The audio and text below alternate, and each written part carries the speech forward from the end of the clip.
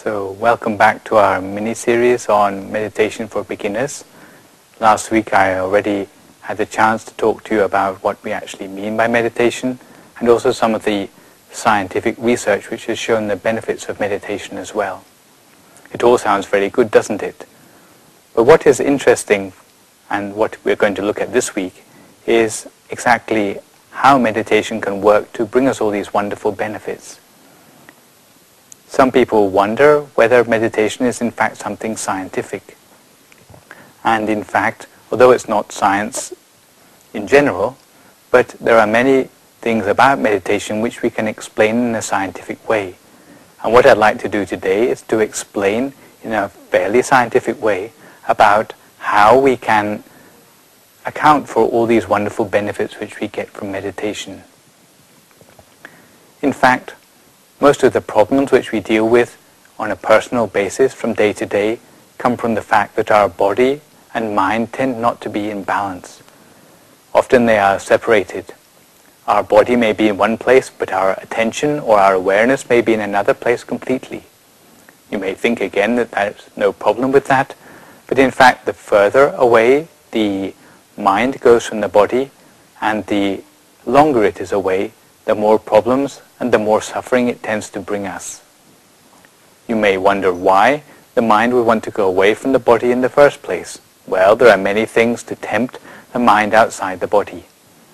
Can you imagine the scenario of wandering along a shopping street and seeing something you like in a shop window? Supposing it's something like a diamond ring.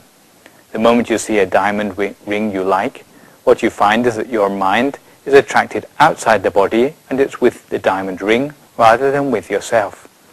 This is a case of our mind being attracted outside our body by something which we like too much. At the same time, our mind could also be attracted outside our body by things which we don't like. You'd think your mind didn't want to stay with things which you don't like, but in fact this is often not the case. If you imagine again that you're walking along the street and you see someone you hate, what you find, especially if you want to punch that person on the nose, is that your mind is more caught up with that person than it is with yourself. So also because of hatred, your mind can be drawn outside the body. The longer your mind is away and the more time your mind spends away, the more suffering which you manage to bring for yourself. That's not the only thing which happens to your mind. In fact, it uses up a lot of mental energy as well.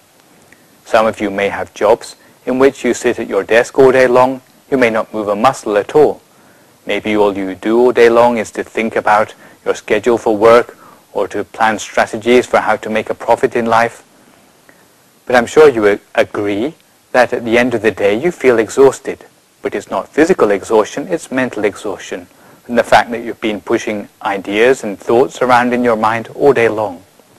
Again, this comes from the fact that your mind is active. It's traveling here and there all day long, consuming a lot of mental energy. What we try to do with meditation is to bring the mind back inside the body, to bring the mind back from all those temptations and distractions back to its real home in the center of the body. If we can manage to do that, the first thing which we manage to do is to save an awful lot of mental energy. Instead of consuming mental energy with going here and there, what we manage to do is to conserve all the energy which we usually dissipate into other things. Once we use less energy, surprisingly enough, the amount of metabolic rate which we need in our body is also reduced. Even on the level of common sense, this is intuitive to us. I'm sure many of you have found that when you're worked up, when your mind has a lot of things going through it, then you find yourself breathing deeply. You find yourself sweating sometimes as well if you are upset. But once your mind is brought back inside yourself, these sort of reactions of the body are reduced a lot. And this is a sign that our metabolic rate is actually being reduced. So once we have brought our mind back inside, the metabolic rate will start to fall. This is a response to the fact that our thoughts are more centered inside ourselves. Once we have a lower metabolic rate, because there's less consumption of food and energy in our body, what we find is that the oxygen which we need for our body to function is actually reduced in its demand. So we find that instead of breathing deeply or instead of breathing heavily, we find ourselves breathing in a more subtle way, in a more refined way. And again, this is intuitive, that when we feel calm, often we find that our breathing will become relaxed as well. However, when we are worked up, our breathing may be much more coarse and much heavier. But once we start to relax, we find that our oxygen consumption is reduced and our breathing will become more shallow.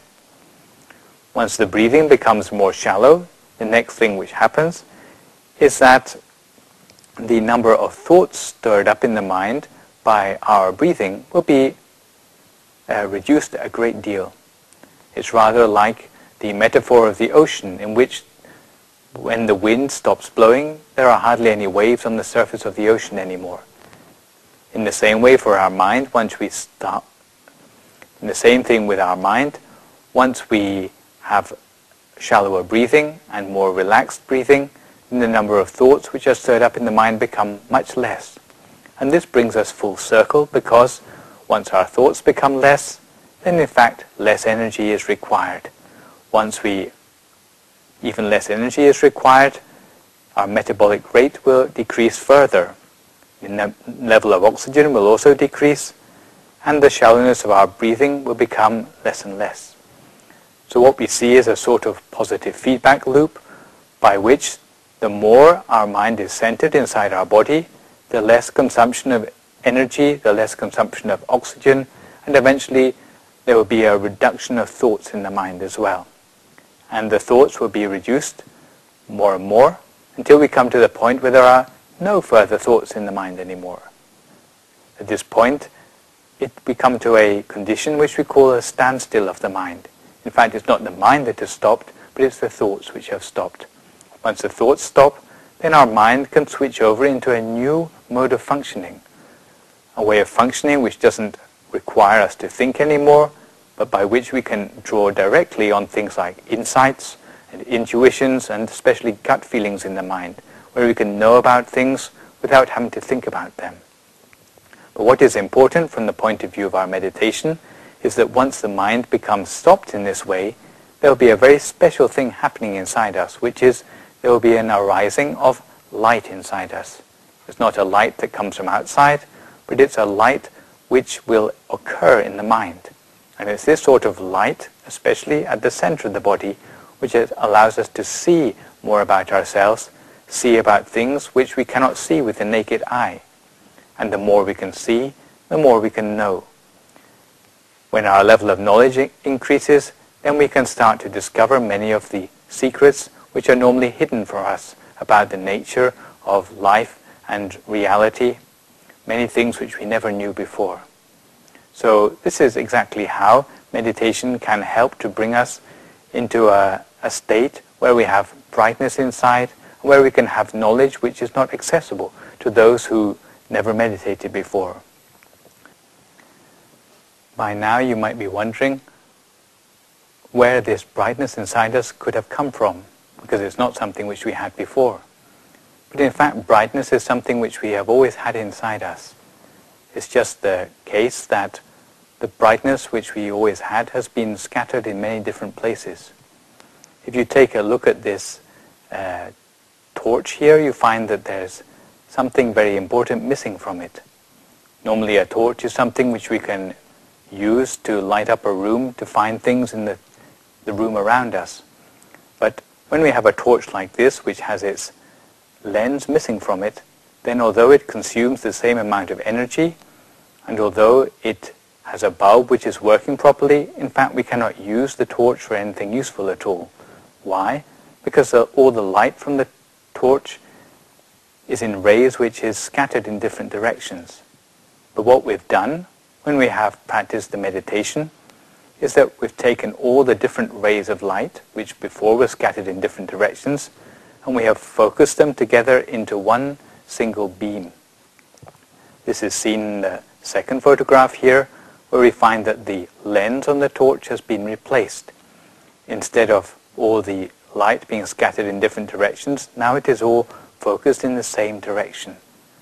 Just now, when we were talking about bringing all our thoughts back to the center of our body, we've done exactly the same thing with our mind. Instead of allowing our thoughts to be scattered here and there with the things that we like or don't like, or even to different parts of the world, in the case of people thinking about the other side of the world, now we have brought all our thoughts back to one single point in the center of our body. And when we do this, what we find is that our thoughts are now going in the same direction, and in the same way, all the light inside ourselves, which before was scattered in different directions, now comes to a visible focus in our center. And it's this sort of light which allows us to see dimly at first, and later much more brightly, just all the secrets which we have inside ourselves. In the beginning, the light may be rather dim, or maybe it will be as if you can hardly even see it at all. Some people describe in their meditation that it's like being in a dark room where they can only see the outlines of the objects in the room with them. But later, as their eyes adapt to the darkness, then they can see more and more of the room around them. It's the same thing with the meditation. With practice, the level of brightness will start to grow inside us, rather like a lens on a torch which becomes more and more focused, allowing us to have a very powerful tool to examine the nature of the world around us and the nature even of ourselves. Sometimes it's easy to comment on the things which we see in the world around us, but the last place we ever look is inside ourselves. Sometimes other people know more about ourselves than we do, but once we have a brightness inside ourselves, we can start to learn about the real truths of the things inside ourselves. We don't need to wait for other people to give us encouragement, but we can give ourselves encouragement from the inside out. So these are some of the things we can do when we do this magical trick of starting to focus the thoughts inside our mind, rather like the torch, where by focusing the beams of light we can have something very powerful. The light inside the mind can be more powerful than any of the lights which we've seen in the outside world. Some who have meditated have said that the light inside can be as bright as the midday sun, or even brighter than that. So this is something which we can look forward to our meditation to. This is something which we can look forward to in our meditation once we become more proficient. This is all I'd like to leave you with from the point of view of the theory of meditation for today. But next time round we'll be looking more at some of the attitudes which can help us to study meditation in more efficient way. And these will be some of the things which I'll be talking to you next time round.